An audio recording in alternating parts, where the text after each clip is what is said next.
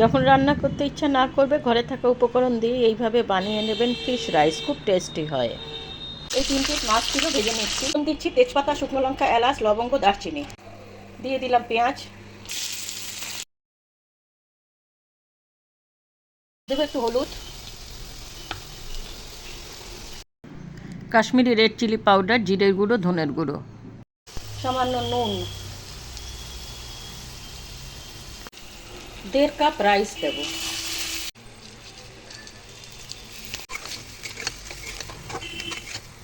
1.5 cup চাল নিয়েছি আমি, জল যাবে 2.5 কাপ, তার মধ্যে আমি 1/2 কাপ দুধ দিচ্ছি, 2 কাপ দেব জল, এই 1 কাপ, 2 কাপ।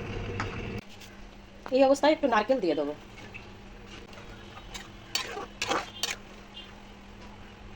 এই অবস্থাতে মাছ 3টে দিয়ে দেবো। দেখুন জলটা ফুটতে আরম্ভ করেছে, অনেকটাই হয়েছে। এখন এটা স্লো ফ্লেম করে 10 মিনিট হতে দেব।